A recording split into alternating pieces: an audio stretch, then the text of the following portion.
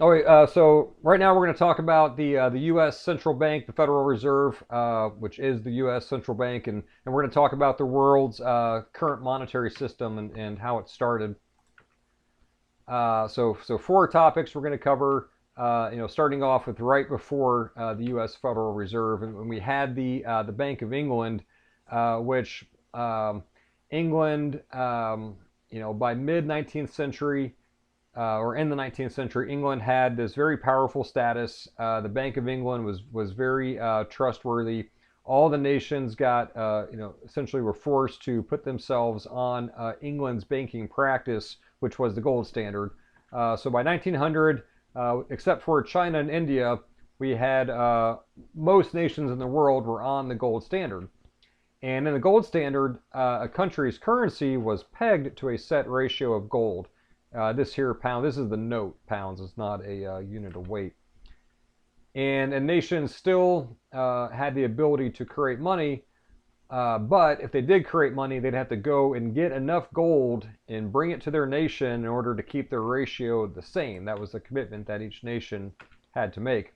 So, nations around the world, all with this commitment, ended up with their own ratio of their currency to gold.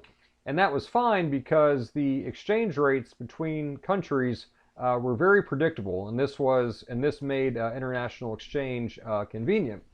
And one way to look at it is you consider both of the economic theories at the time. This was a hybrid of those two theories, really pulling the strength of both, or incorporating the strength of both theories. Government could create money, but government must also have requisite gold on hand. And so that was a pretty good step that was taken with that. But due to World War One, this model would be completely thrown out the window, and we're going to go over how this happened. So right before and during World War One, all these nations saw Germany's aggressiveness, and they saw it as a threat to their survival, and they had the ability to create money out of nothing. So they did a lot of that in order to protect their state. But there was a human downside to this. All of their citizens that were currency holders had massive devaluations of their currency. And also over World War One and World War Two, the United States had all the production. All the fighting was going on somewhere else. So the U.S. was selling equipment, providing loans, and all the gold was then coming back to the United States. And so what happened during World War One or World War Two is that this piece of this side of the deal had failed, and as a result, the fixed exchange rates had failed as well. And then we also had one country now that had most of the world's gold. So now that sets the stage for the Bretton Woods Conference, which was where hundreds of people, representatives from all over the world, came to New Hampshire, and their aim was to stand back up a world monetary system. And the two main things that they had to do was, one, they wanted to get back to some kind of convenient system, and two, devise some method or disincentive to where governments wouldn't just go out and create more money and mess up the fixed exchange rates. So of their options, returning to the gold standard was not that viable of an option. I mean, this had already failed once, and then something that countries had learned was that when it comes to transporting several tons worth of gold is difficult. So the transportation of gold was very difficult. So they were going to look to try something else. And the United States, which had most of the world's gold, also had a very strong economy.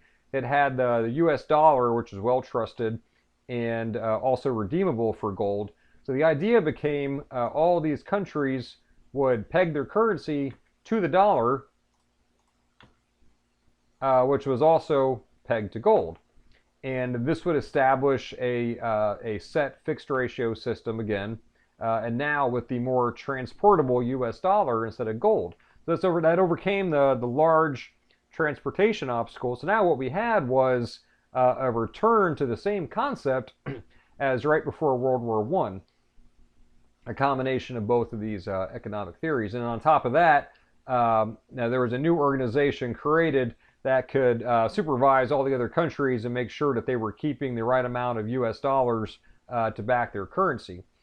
So since nations had to keep U.S. dollars to back their currency, the result of this was the U.S. dollar. Uh, uh, there were a ton of U.S. dollars that were now around the world that other nations were using. And then in 1971, the dollar took on another major international role, where these two countries wanted consistency and predictability when it came to buying and selling oil. So they made a pact with each other, and a part of that was Saudi Arabia would only sell oil to other countries if they paid in U.S. dollars. And in exchange for this, Saudi Arabia could benefit from the banking system, which at the time was one of the best places in the world to keep your money. But then the key impact was that now most countries in the world had to keep very large amounts of U.S. dollars to base their currency and also to buy their energy. And that still exists to this day.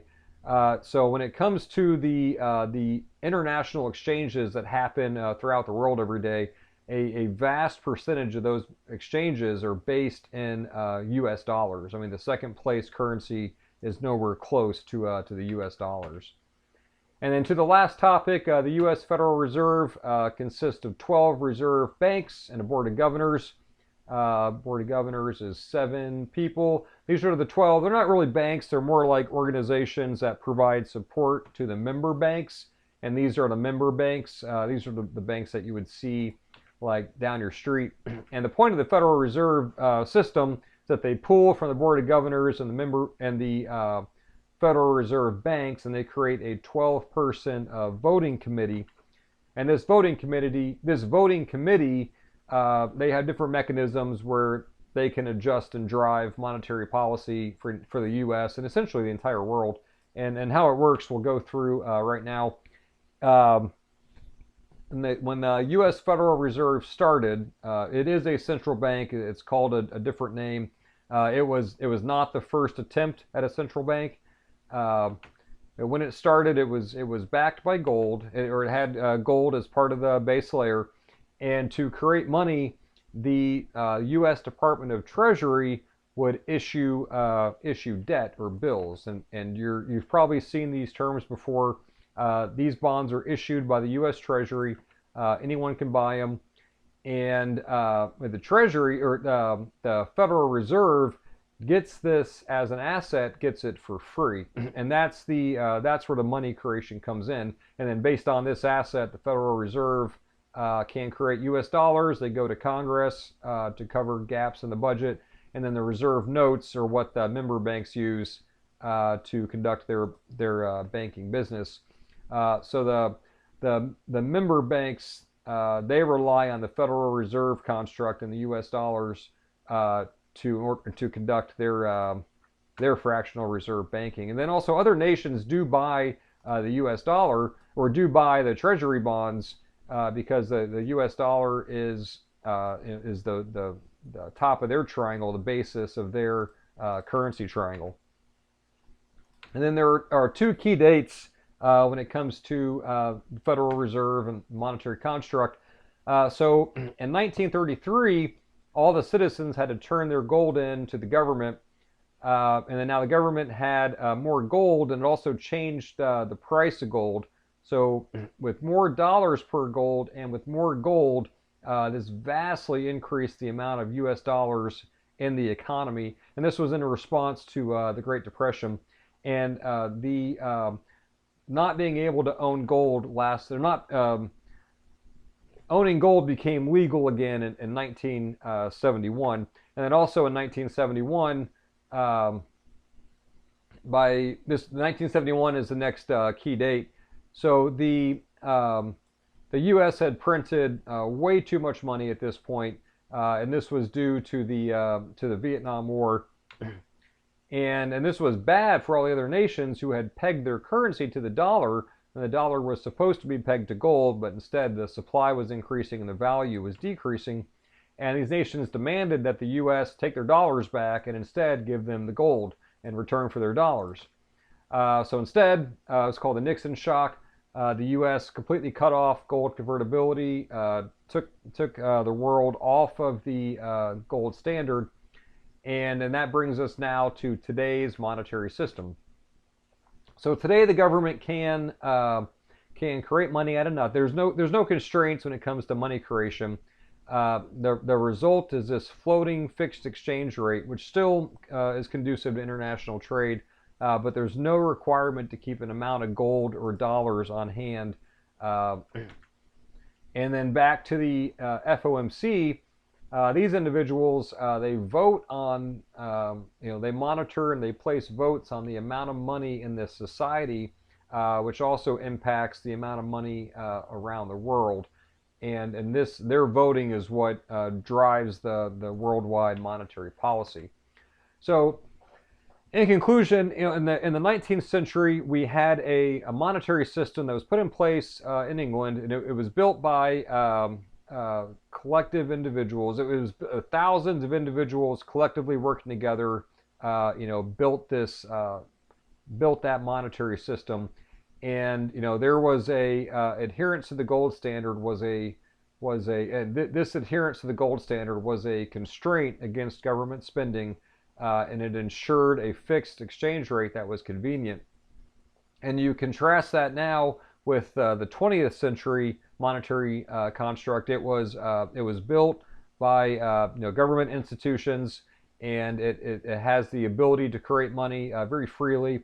The exchange rate, it still works. It's not as convenient, but there is a downside for many demographics and individuals around the world when it comes to not having this requirement to stay based in gold, and then is the problem of trust. So we're going to talk more about that in the next section.